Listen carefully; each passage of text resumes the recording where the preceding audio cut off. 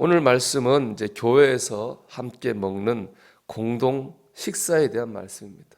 우리가 이번 주에 몇 년 만에 공동 식사를 하게 되는데요. 이 말씀을 통해 나누고자 하는 것은 하나님의 음성은 하나님이 기뻐하시는 공동체의 생활입니다. 오늘 말씀 17절을 한마디로 말하면 이렇게 말할 수 있습니다. 그렇게 모일 거면은 차라리 모이지 마라. 사도 바울은 고린도 교회 교인들한테 그렇게 모여서 할 거면은 차라리 모이지를 말아라. 그렇게 말하고 있습니다. 도무지 고린도 교회 교인들이 어떻게 했길래 차라리 안 모이는 게 낫다. 그렇게 말씀하셨을까요? 우리 이 말씀을 이해하려면은 에라노스라고 하는 그 당시의 풍습을 알아야 됩니다. 이 사도 바울이 복음을 전할 당시에 유대인들이 전 세계로 흩어졌습니다. 디아스포라, 유민이 됐습니다. 그들은 모인 곳마다 회당이라고 하는 걸 세우고 회당을 중심으로 모였습니다. 그 외국에서도 모여서 같이 예배도 드리고 같이 공부도 하고 그랬습니다. 근데 그들이 모일 때마다 그냥 모이지 않고 집에서 음식을 조금씩 가져왔어요. 그 음식을 가지고 나눠 먹었습니다. 그 음식을 가지고 모여서 나눠 먹는 것을 에라노스라고 했습니다. 객지에 사는 동포들끼리 서로 음식을 먹으며 정을 나누자고 하는 것이니 참 좋은 풍습이죠. 그런데 이 에라노스가 시간이 지나면서 변질이 되어 갔습니다. 아무래도 돈이 많은 사람들은 맛있는 거 싸우지 않겠습니까? 그런데 돈이 많은 사람이 맛있는 걸 싸워가지고 같이 좋은 음식 싸운 사람들끼리 모여서 먹는 거예요. 또 가난한 사람끼리 먹는 거죠. 그런가 하면 또 친한 사람은 친한 사람끼리 먹는 겁니다. 좋은 뜻으로 시작한 게 결국에는 서로를 차별하고 서로 팔을 나누는 그런 행사가 되고 말았습니다. 그런데 예수님을 믿은 초대교회 성도들은 이 에라노스를 너무 아름답게 발전시켰습니다. 우리 사도행전 20장 46절의 말씀인데 날마다 마음을 같이하여 성전에 모이기를 힘쓰고 집에서 떡을 떼며 기쁨과 순전한 마음으로 음식을 먹고 서로 사랑으로 모여서 사랑으로 음식을 나눴습니다. 여긴 내 것, 네 것이 없는 거예요. 가난하고 부자가 없습니다. 서로 정말 다 사랑으로 식사를 나눴습니다. 이걸 뭐라 그러느냐? 아가페라고 불렀습니다. 아가페라고 하는 것은 하나님의 사랑을 말하잖아요. 조건 없이 주신 하나님의 사랑을 아가페라고 하거든요. 얼마나 그 모임이 아름다웠으면 그게 아가페였겠습니까? 그래서 그런 아가페 식사를 한 거죠. 이를 통해서 그들이 은혜를 경험했고 또 이런 아름다운 모습을 본 사람들이 감동을 받아가지고 교회에 나와 신앙생활도 했습니다. 전도된 사람들이 많았습니다. 그런데 교회 안에서 고린도 교회 안에서 이 아가페가 다시 옛날에 에라노스로 변질이 된 겁니다.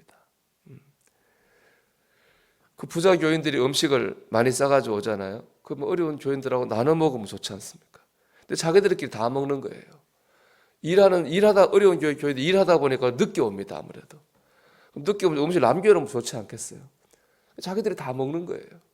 그래도 그 학자들이 하면 고린도 교회 어려운 식구들은 그 식사를 기다렸을 거라는 거예요. 맛있는 거 먹을 수 있으니까. 이제 기대를 가지고 가면은 배 두드리고 있고 음식이 없는 거예요. 얼마나 마음이 상처를 받겠습니까? 그래서 사람들이 교회 와서 은혜를 받아야 되는데 상처를 받는 거예요.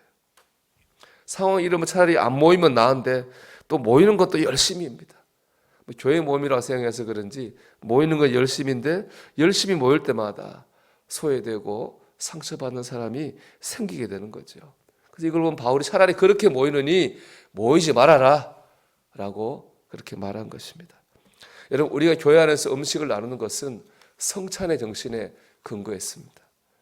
주님께서 우리를 위해 살이 찌기고 피를 흘리셨습니다. 그 은혜로 우리는 구원을 받았습니다. 그 주님의 은혜를 기억하는 것이 바로 성찬이잖아요. 우리 교회에서 하는 것이 다 그런 것입니다. 주님의 은혜를 생각하면서 서로 그 식사를 통해서 아가페의 사랑을 나누자는 겁니다. 그게 공동 식사고 예찬입니다. 중요한 것은 얼마나 좋은 음식을 먹느냐가 아닙니다. 거기서 사랑을 나누는 거예요. 콩 한 쪽이라도 나눠 먹으면 되는 거예요. 우리 그런 얘기 있잖아요. 배가 고픈 거는 참을 수가 있어요. 배가 아픈 거는 참기가 힘든 거예요. 우리가 소외받고 상처받는 사람이 없도록 해야 되는 겁니다. 이 원리는 단지 공동 식사에만 해당하는 게 아니고요. 우리 교회, 우리 가정, 믿음의 사람들이 모이는 모든 공동체에 적용이 되어져야 됩니다. 교회를 하다 보면 잘하려는 마음이 앞서가지고 자칫 내가 왜 이 일을 왜 하는지를 잊어먹습니다. 우리가 왜 교회를 합니까? 주님의 영광을 드러내기 위해서입니다. 그렇지 않습니까?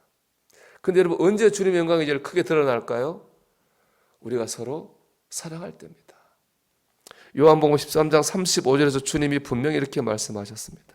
너희가 서로 사랑하면 이로써 모든 사람이 너희가 내 제자인 줄 알리라. 우리가 서로 사랑할 때에 하나님 영광이 가장 크게 드러납니다. 그러니까 우리가 성가대를 하든 교사를 하든 뭐 남성교회, 여성교회 무슨 사역을 하든 그 속에 그리스도인은 서로를 향한 사랑과 배려가 있어야 됩니다. 그 공동체 안에 평안이 있고 은혜가 있어야 되는 거죠. 그럴 때 하나님의 영광이 드러나는 거예요. 그게 없으면 뭐 아무리 뭘 잘해도 하나님이 기뻐하시는 것이 아닌 거예요. 그 부자들이 모일 때마다 우린 잘한다고 생각하지 않았겠습니까? 근데 바울은 그렇게 하느니 하지 말라고 한 거잖아요.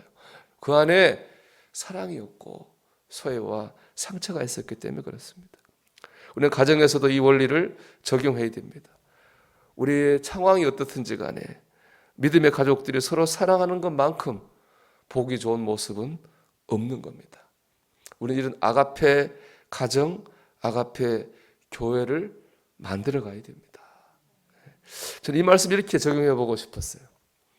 한 사람이 10걸음을 가는 것보다 10사람이 한 걸음을 내딛는 것이 낫다. 저는 이게 우리가 주님의 일을 하는 원리여야 한다고 생각해요. 우리가 뭘 막 하는 것보다 거기 있는 한 공동체의 사람들이 서로 마음을 같이 해서 한 걸음을 내디디고자 할 때 세상적으로 볼 때 더딜지 모르지만 그것이 오히려 하나님의 영광을 드러내는 그런 걸음이 되는 것입니다. 여러분, 그럴 때 우리가 교회와 가정 안에 아가페 사랑이 넘치게 될 것입니다. 우리 가정과 교회와 아가페 가정, 아가페 교회가 되기를 주님의 이름으로 축원합니다.